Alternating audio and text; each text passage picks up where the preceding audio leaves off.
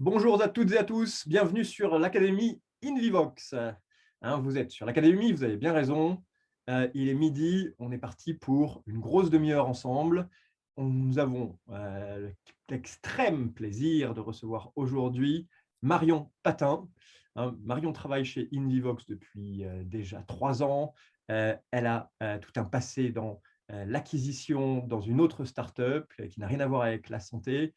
Et aujourd'hui, Marion va nous parler de webinaire. Elle va nous parler de webinaire parce que chez Indivox, on commence à avoir une sacrée expérience dans l'organisation de webinaires. Marion va vous en parler. Elle va vous parler de notre expérience, elle va vous parler des erreurs, des choses trappes à éviter quand on organise des webinaires. Et vous allez voir, c'est du vécu. Donc, vous êtes bien sûr InVivox, sur l'Académie. On se donne encore 1 ou 2 minutes pour accueillir les retardataires. J'en profite pour vous parler de la prochaine académie. Alors, jeudi prochain, on sera tous en vacances. Ce sera l'Ascension. Mais en revanche, le jeudi 20 mai, on a le plaisir d'accueillir Antoine Vidal, qui va nous parler de la formation à distance de professionnels de santé à travers un outil qu'on a inventé chez Indivox et qui permet aux professionnels de santé, quand ils sont dans le bloc opératoire, ou qu'ils soient d'ailleurs, de se former de manière pragmatique et extrêmement interactive. Vous allez voir, c'est une petite innovation, mais qui change beaucoup les choses. Ça se passera jeudi 20 mai à midi. Et alors, juste à propos d'Invivox, donc moi je suis Julien Delpech, je suis le fondateur d'Invivox, une start-up aujourd'hui basée à Bordeaux. On est 35 dans la société, et on facilite le partage de connaissances entre professionnels de santé. C'est notre credo, c'est notre raison d'être depuis maintenant quelques années. Pour vous donner quelques chiffres, plus de 10 000 professionnels de santé ont utilisé la plateforme au mois de mars dernier pour trouver du contenu, pour se former, s'inscrire à des webinaires, des classes virtuelles, venir revoir des replays du contenu. Euh, Plus de 70 000 au total depuis le début de cette crise sont passés par la plateforme Indivox pour trouver du contenu et se former. Et on a une offre de contenu qui est grandissante. On en rajoute tous les mois. On a aujourd'hui plus de 2000 offres de contenu. Et comme je vous dis, voilà, environ une centaine, 100 à 200 qui s'ajoutent à tout ça de semaine en semaine. Écoutez, il est l'heure de se lancer. Je vais passer le micro à Marion Patin pour justement nous parler des webinaires, des erreurs à ne plus connaître, tout ce qu'on a pu apprendre chez Univox au cours de cette année extraordinaire qu'on a pu passer. Bienvenue à tous et Marion, bon topo. Merci Julien, bonjour à toutes et à tous. Je suis vraiment ravie d'être votre hôte aujourd'hui. Pour me présenter, Julien l'a très bien fait, mais je le refais. Donc, en effet, ça fait déjà 3 ans que je suis chez Invivox en tant que marketing manager et j'ai 7 ans d'expérience dans le business développement, dans l'acquisition de clients et surtout, j'ai une spécialisation autour du marketing digital. Aujourd'hui, chez Invivox, ma mission, c'est vraiment d'être garante de l'offre de formation qui est mise à disposition des professionnels de santé sur la plateforme. Et je travaille essentiellement avec les industriels de santé, mais également des centres de formation, des hôpitaux. Je suis aussi l'initiatrice de l'Invivox Academy, que je ne présenterai pas parce que vous la connaissez déjà. Et en l'espace, ça a été créé en août 2020 et on a cumulé avec notre équipe 9000 inscrits sur cette académie.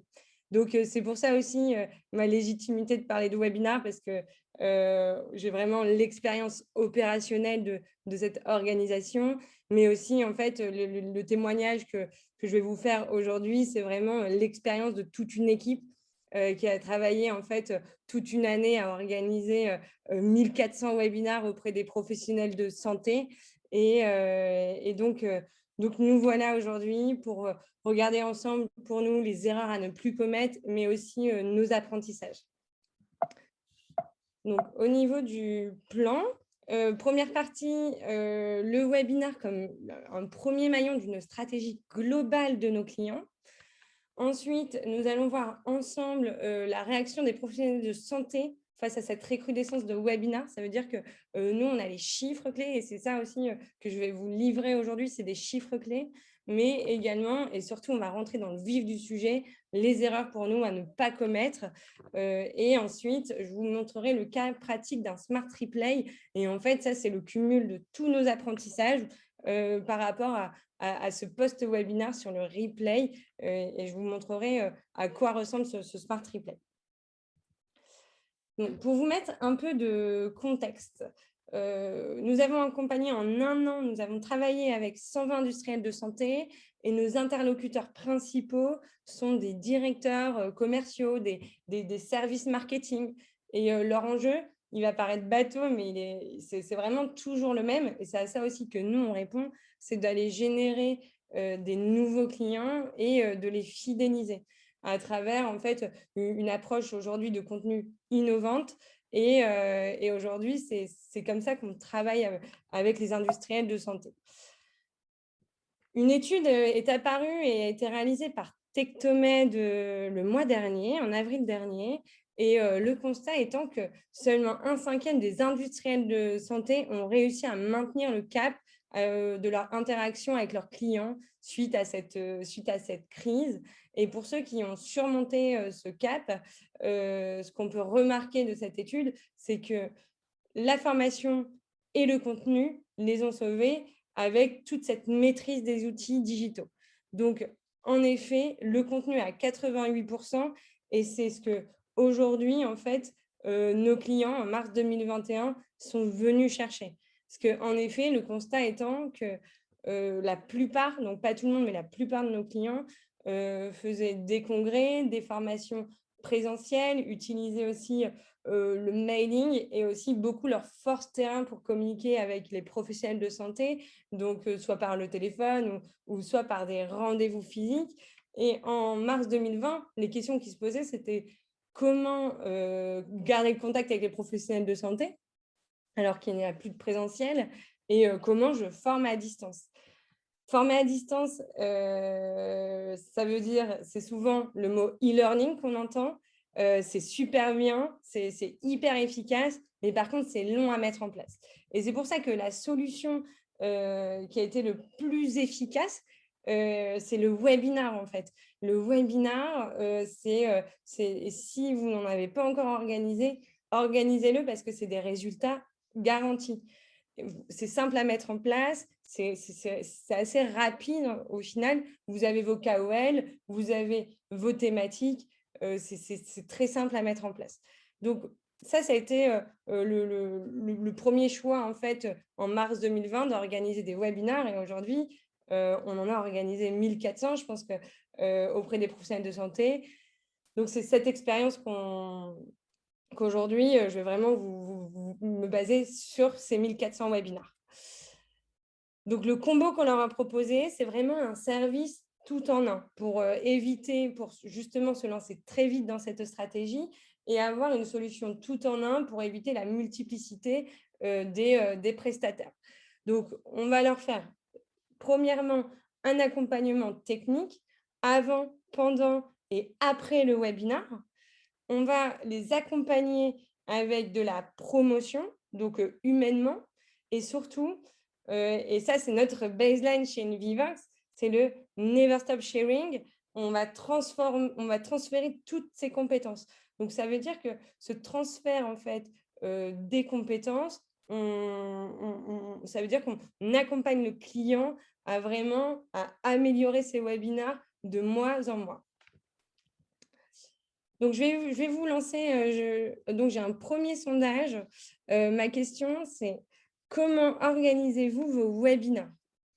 Est-ce que vous les organisez en interne? Est-ce que vous les organisez en externe ou vous n'organisez pas encore de webinaire et c'est en réflexion? Donc, je vois que là, vous êtes en train de répondre. Je laisse quelques secondes. J'attends qu'on soit à 80% de vos temps. Donc, bon, en partie, déjà, le constat étant que vous organisez tous quasiment des webinaires. Seulement 20% d'entre vous n'organise pas de webinaire. Donc, je pense que utiliser cette présentation aussi comme jauge, parce qu'il y aura beaucoup de chiffres, donc jauger vos chiffres avec ce que je vais vous présenter.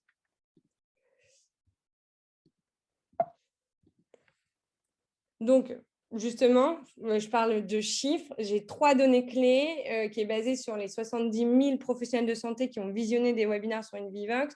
C'est 3 données clés de comportement sur les professionnels de santé. Nous, en moyenne, sur ces 70 000, on a constaté que 35% participaient en fait à des webinaires. Donc, le taux de participation, ça veut dire entre les inscrits et vraiment être présent sur le webinaire. Typiquement, à titre de comparaison, nous, sur l'InVivox Academy, on est plutôt entre 50 et 60%. Donc, ce taux de participation, il peut être vite décourageant, mais en fait, nous, ce qu'on a constaté, c'est vraiment cette explosion du on-demand. En fait, le professionnel de santé a un temps de disponibilité qu'il choisit. Et en fait, il va s'inscrire au webinaire, mais il va plutôt aller le regarder soit très tôt le matin, soit très tard le soir, ou même le week-end. Donc, ne soyez pas découragés par des taux de participation qui sont plutôt faibles et regardez surtout l'après et cette explosion du on-demand. Et en fait, vous faites x3 sur vos auditeurs parce qu'en plus de ça, vous avez des personnes qui continuent à visionner ce contenu. Donc, sur cette partie, taux de participation 35%, mais n'oubliez pas de regarder le on-demand. Le jour le plus populaire, c'est le jeudi. Et là, j'ai mis un petit astérix parce que le jeudi, c'est un jour de saturation.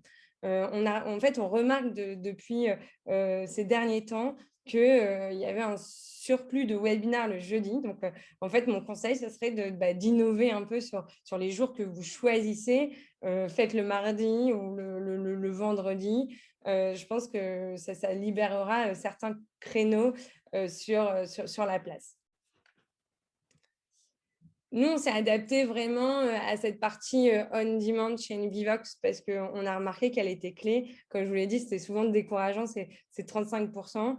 Donc, on a décidé en fait de se positionner sur notre offre on-demand. Je vais peut-être vous définir le on-demand parce que je ne l'ai pas fait. C'est des vidéos à la demande qui sont disponibles 24 heures sur 24, 7 jours sur 7. Donc, un replay est un contenu on-demand. Ça veut dire que n'importe quand, le contenu peut être consulté.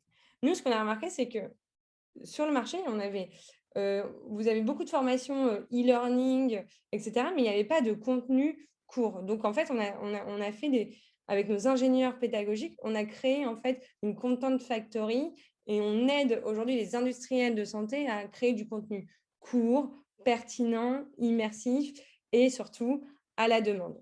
Donc, après chaque webinaire, déjà, c'est un replay et ça, on a mis du temps. On a mis du temps, on va dire, quand on a lancé cette stratégie de webinaire, au bout de 2 mois, on a vu, OK, le replay, c'est hyper important. Donc, on a créé ce produit Smart Replay et c'est vraiment le fruit de tous nos apprentissages et de tout ce que je vais vous livrer aujourd'hui. En fait, ce Smart Replay il permet vraiment d'avoir un contenu hyper intuitif. On a créé 2 autres produits, mais je ne vais pas m'attarder dessus. Le cas clinique interactif et la capsule produit qui permet d'être encore plus dans la formation à distance. Et ça, on va l'évoquer dans les prochaines semaines, justement, sur l'InVivox Academy. Donc, l'erreur numéro 1, et c'est pour aussi conclure cette introduction, c'est le webinaire ne doit pas être une action éphémère. En fait, c'est le début d'une longue histoire, c'est une porte d'entrée vers une stratégie de contenu et une manière d'informer différemment vos professionnels de santé. Donc, ne soyez pas découragés, voyez pas une stratégie de contenu directement établie. Commencez par le webinaire si vous n'avez jamais commencé, mais ne réfléchissez pas que court terme.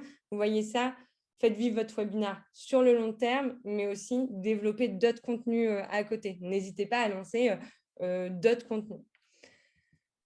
L'erreur numéro 2, et celle-ci, elle est hyper importante parce qu'elle peut être sans pitié sur le nombre d'inscrits au final, c'est de parler par les produits. Ça, c'est une vraie erreur. D'une part, par les produits, Nous, nos clients qui l'ont fait, on a remarqué qu'on divisait par 5 le nombre d'inscrits.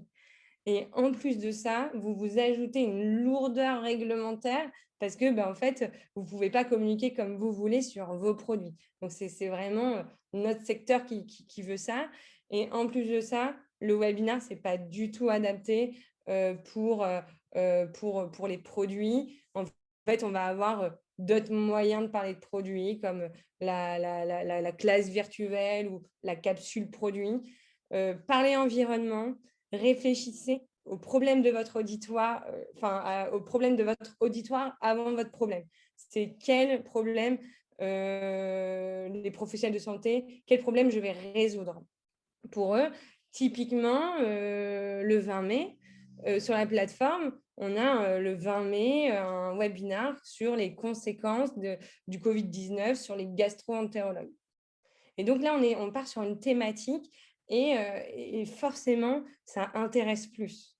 Donc, et surtout, je le répète, mais vous avez d'autres moyens pour communiquer sur votre produit.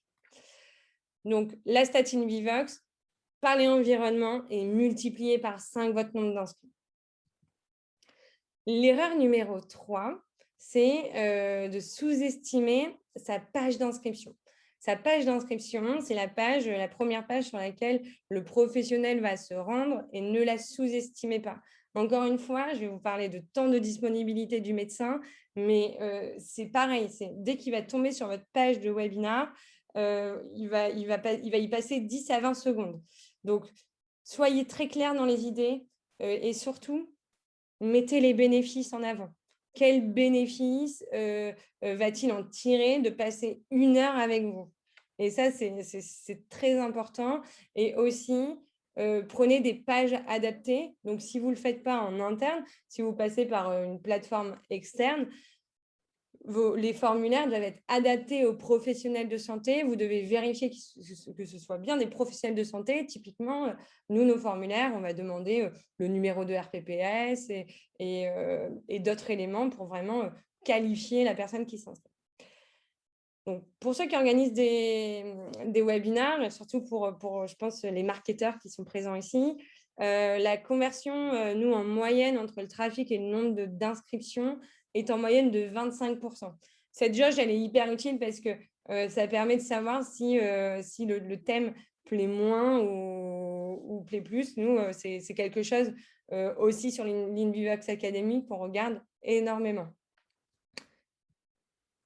L'erreur numéro 4, c'est d'activer votre communication trop partiellement, trop tôt ou trop tard. Notre conseil, c'est vraiment de commencer 3 mois en avance. Commencer 3 mois en avance, ça vous permet le premier mois de réfléchir à cette thématique, de choisir le ou les bons speakers, de les déclarer parce que vous avez 2 mois pour les déclarer. Et ensuite, le deuxième mois est consacré à unir toutes les troupes. Et ça, c'est hyper important. Il ne faut pas que ça soit pensé en silo. Et nous, ce qu'on constate sur les résultats, c'est qu'il faut qu'on ait de la copromotion. Et lorsque le client arrive à activer son service marketing, ses forces terrain, et ça, c'est trop souvent oublié, le carnet d'adresses des forces terrain, le LinkedIn des forces terrain, et aussi la communication en plus d'Invivox, on augmente de 35% les inscrits. Quand on travaille avec un client, ça c'est aussi en jauge, c'est 65% des inscrits proviennent de nos actions digitales. Nous, c'est ce qu'on a constaté sur, en tout cas, ces 1400 webinaires. L'erreur numéro 5, et celle-ci, en fait, elle est complètement en lien avec mon introduction, mais c'est de ne pas exploiter ces replays. En fait, un webinar, ça ne peut pas être un coup d'épée dans l'eau. Ça doit être suivi. Donc, n'oubliez pas cette gestion de replay. Typiquement, nous, on a vraiment mis sur Invivox une méthodologie où on a juste une case à cocher en mettant gestion du replay. Et comme ça, les personnes, et lorsque vous communiquez, savent que derrière, il y aura un replay. Et ça, c'est très important. Donc, incorporez tout de suite à votre plan de communication pour ne pas l'oublier. Et nous, on a fait, et je vous l'ai dit, je vous l'ai livré, on apprend aussi de ses erreurs. Nous, on l'a oublié au début, l'importance de ce replay, on l'a peu travaillé. Et là, on le voit depuis 6 mois, cette explosion de on-demand. Je vous le conseille. Donc, ça, c'est en lien avec la stat que je vous ai montré au début, c'est que vous multipliez par 3 votre nombre de leads lorsque vous gérez le replay, en fait. Donc, l'erreur numéro 6, c'est laisser le contenu du replay brut. En fait, c'est horrible de mettre un replay d'1 heure à un professionnel de santé. C'est ennuyant et vous savez qu'en fait, s'il a une mauvaise une expérience une première fois, il sera sans pitié la deuxième fois, il n'ira pas voir le replay. Donc, là-dessus, nous, on a réfléchi, on s'est dit, OK, il faut qu'on transforme ce replay en vrai vidéo learning via un outil de Smart Replay. Donc, c'est ce fameux Smart Replay dont je vous ai parlé. Et ça permet vraiment d'allonger la durée de vie. On a 80% de nos clients qui ont opté pour ce Smart Replay. Et je vais vous le présenter pour que vous voyez à quoi ça ressemble. Donc, ce Smart Replay, il a été réfléchi pour qu'il soit brandé à vos couleurs avec votre logo. En fait, vous avez un sous-menu où vous pouvez le chapitrer, enfin nous on le chapitre, et le professionnel de santé peut aller directement là où ça l'intéresse. Donc, si vous avez dans le cadre de plusieurs speakers et plusieurs thématiques, il peut aller directement à la thématique qui l'intéresse. Et encore une fois, on répond à ce temps de disponibilité. On a aussi inséré un module interactif de quiz. Ça permet, en fait, d'une part, de passer en spectateur passif à en spectateur actif. Et c'est beaucoup moins ennuyeux. Vous avez directement le quiz. Derrière, le speaker répond. Et d'ailleurs, ça vous permet de récupérer des données hyper importantes sur votre audience, donc sur vos leads, vos clients, mais aussi des données de marché. Donc, quand vous insérez des quiz, réfléchissez bien à ça. Dites-vous que pour vous, c'est de la donnée que vous allez pouvoir récupérer et pouvoir adapter votre stratégie en fonction des réponses que vous récupérez.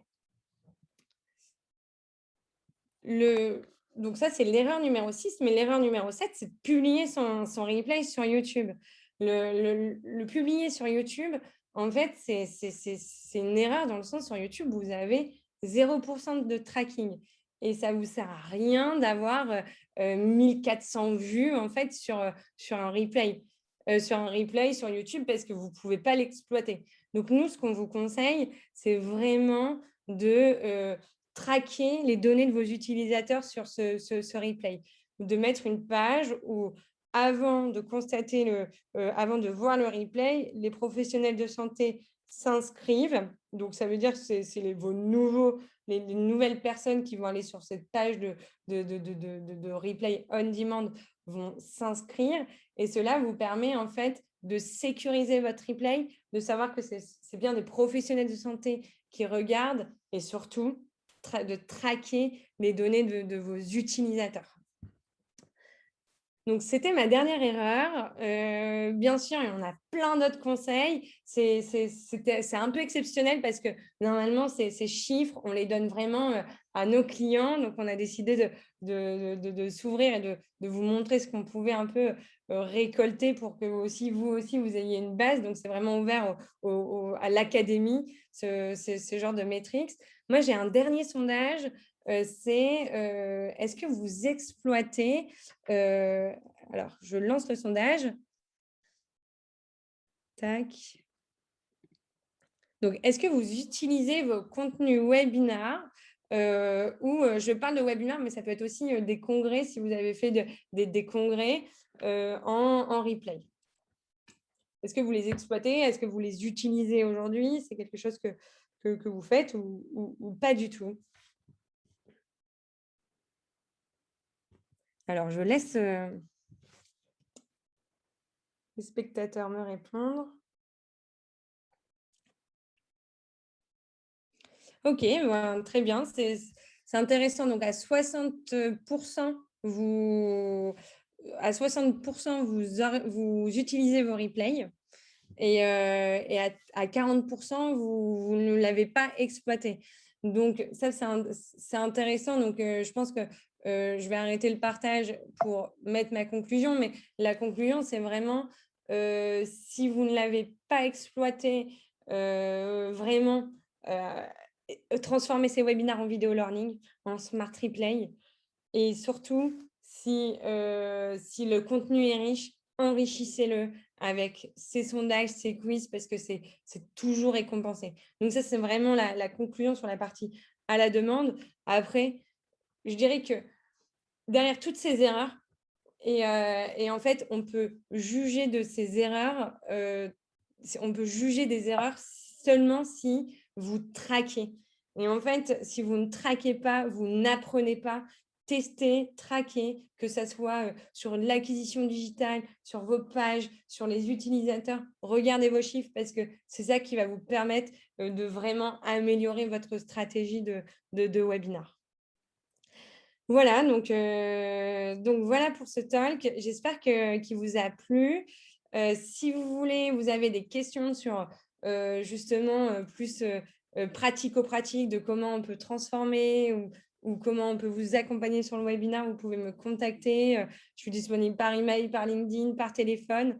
Et d'ailleurs, nous avons 10 minutes de questions-réponses, donc n'hésitez pas à me poser vos questions dans le petit icône et en attendant, je vais vous lancer un dernier sondage. C'est est-ce que ce talk en fait a répondu à vos attentes? Alors, je lance le sondage et puis en attendant, n'hésitez pas à poser vos questions. Alors, bon, je n'arrive pas. Si Julien, tu arrives à lancer le sondage, c'est parfait. Merci.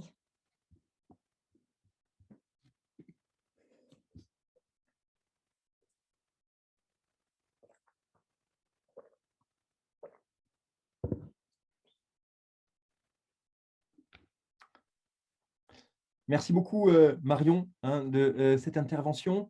Je vous propose de piocher maintenant, pour une dizaine de minutes, quelques questions dans la partie Q&A. N'hésitez pas à rajouter vos questions. Je pioche des questions et je laisse Marion y répondre. Merci en tout cas de vos réponses à tous les sondages. Marion, 75% des personnes sont très satisfaites de ton intervention. Bravo.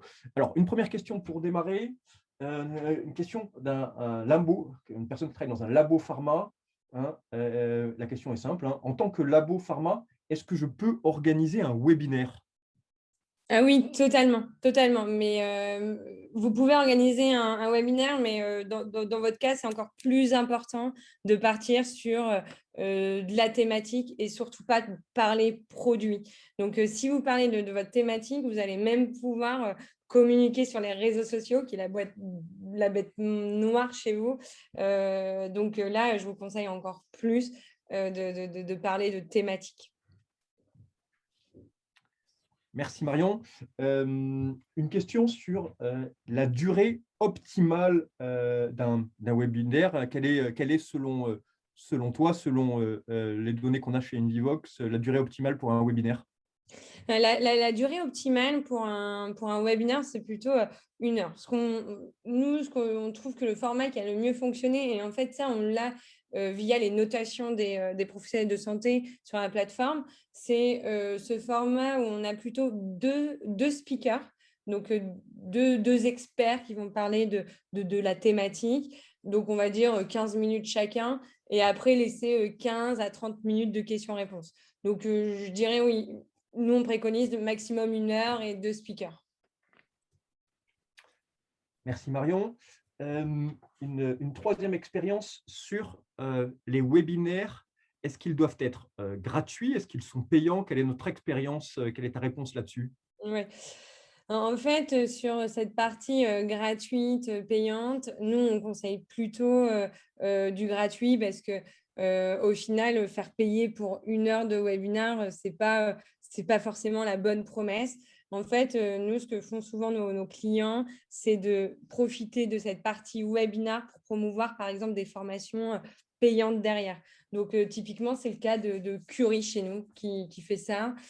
Curie organise en fait des webinars pour faire connaître en fait toute leur offre de formation. Merci Marion. Alors, une question, il y a pas mal de questions sur les smart triplés. Donc, Ouais. je vais en prendre quelques-unes. Une première question de Mireia. Comment est-ce que vous préparez les questions-réponses dans les smart triplés? Est-ce que c'est quelque chose qui est fait en commun avec le partenaire qui organise le webinaire? Bien sûr, c'est totalement en commun, mais en fait, alors, on va dire que, c'est même le partenaire qui va donner les quiz et les questions, à mettre en place et après ça va être retravaillé par notre ingénieur, nos ingénieurs pédagogiques qui va vous les aider à les incorporer dans le Smart Replay. De manière aussi, que ça soit, d'un point de vue, conseil encore une fois, mais aussi technique en fait. Merci. Une question sur les différentes solutions qui peuvent être utilisées sur un webinaire. Est-ce que chez Invivox, on privilégie ou en particulier une solution Zoom, Teams, On24, Livestorm? Alors nous, on est sur, on préconise Zoom parce qu'on utilise Zoom et en fait, mon conseil là-dessus et nous, enfin, en fait, il y a la maîtrise de l'outil. Et la maîtrise de l'outil, elle est hyper importante parce que c'est des outils qui évoluent, qui sont digitaux et donc du coup, il y a des mises à jour qui sont assez récurrentes. Et donc nous, on s'est vraiment spécialisé sur Zoom, ce qui nous permet en fait de bien manier l'outil et aussi de hyper performer, que ce soit sur des sondages, sur la manière dont on utilise l'outil. Donc, nous, forcément, on préconise Zoom parce qu'on le connaît hyper bien. Mais si demain, vous voulez utiliser d'autres solutions, c'est aussi possible. Enfin, nous, on sera très heureux de vous accompagner, même si c'est pas sur Zoom. Mais nous, c'est vraiment Zoom. C'est vraiment Zoom. Et je vois un commentaire passer. Livestorm est formidable, les Français. Je confirme. J'aime beaucoup aussi Livestorm. Et clairement, on n'est pas du tout. On est plutôt ouvert là-dessus. On est en constante étude, d'ailleurs. Merci Marion. Juste effectivement, par rapport aux solutions, hein, chez Invivox, on est complètement agnostique. C'est-à-dire que par défaut, on est sur Zoom, mais on organise tout plein de webinaires avec la solution Teams, si notre client utilise Teams de préférence. Hein, nous, vraiment, peu importe. Par défaut, on est sur Zoom, c'est tout.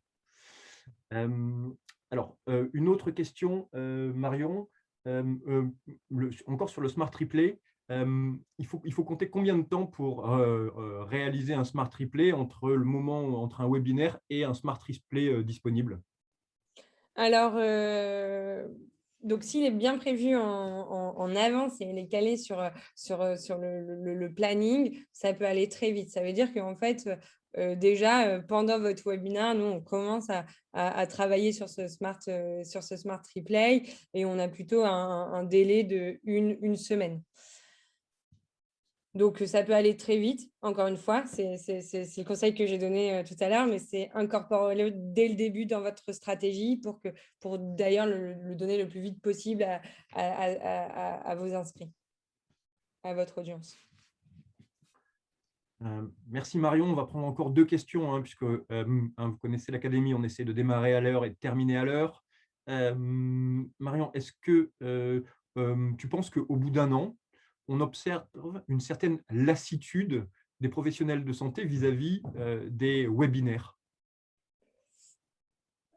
Alors, moi, oui, vraiment, on voit que, alors, c'est toujours aussi plébiscité. C'est vraiment, nous, ce qu'on a remarqué, c'est que même dans des périodes de déconfinement, le fait de continuer les webinars, les professionnels de santé y assistent.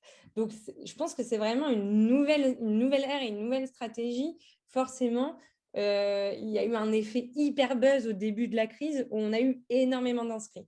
Aujourd'hui, et c'est pour ça que nous, on se diversifie dans le contenu qu'on donne, c'est que ne donnez pas que des webinaires à votre cible, donnez aussi justement cette proposition de contenu à la demande, et que ça soit aussi, enfin, autour de thématiques, mais aussi, n'ayez pas peur, autour de votre produit. Donc, je vous parlais de la capsule produit, du clic interactif, et cetera. Varier. En fait, je pense que ce qu'il faut se dire aujourd'hui, c'est qu'il y a juste une nouvelle consommation, des professionnels de santé à aller consommer du contenu. On a dû tous, s'y mettre, en fait, depuis 1 an. Donc oui, je pense qu'il y a une certaine lassitude, mais il y a aussi, une diversification des contenus qui fait que les professionnels de santé vont aussi se diriger vers d'autres contenus autres que le webinar. Parce que forcément, c'est comme au supermarché, il y a plus de choix, donc ils vont choisir aussi d'autres contenus à aller consommer. Et alors, une petite dernière question, Marion, avant de libérer tout le monde. J'ai une question qui dit que vous avez parlé de la sécurisation, hein, des replays. Qu'est-ce que ça veut dire? Bah, la sécurisation des replays, c'est le fait d'être hébergé sur des liens hyper sécurisés. Donc, on parle souvent d'attaques informatiques et des choses comme ça. Et en fait, c'est vraiment d'être dans un environnement ultra sécurisé. Donc, ça, c'est le premier point. Le deuxième point, être dans un environnement sécurisé, c'est aussi d'être dans un environnement qui est dédié à votre cible, surtout nous dans la santé. Donc, typiquement, donc, je prends les cas d'Invivox parce que c'est ce que je connais par cœur, mais nous, ce qu'on a fait pour répondre à ça, c'est que déjà, quand vous arrivez sur le site web, vous êtes dans un environnement pour les professionnels de santé et vous remplissez un formulaire avant d'accéder au replay pour qu'on soit sûr que ce soit un professionnel de santé qui regarde votre contenu. Tout à fait. Et je pense, qui est fondamental là-dessus, hein, c'est qu'un professionnel de santé qui s'enregistre à un replay ne peut pas passer le lien à un autre professionnel de santé sans qu'il ne se soit enregistré, hein. Ouais. Et c'est l'idée de sécuriser les liens. C'est une demande de beaucoup de nos clients, hein, pour s'assurer que toutes les personnes qui consultent un contenu de santé, ben, soient bien un professionnel de santé. C'est ce qu'on appelle aussi c'est le côté sécurisé. Écoutez, merci infiniment, Marion.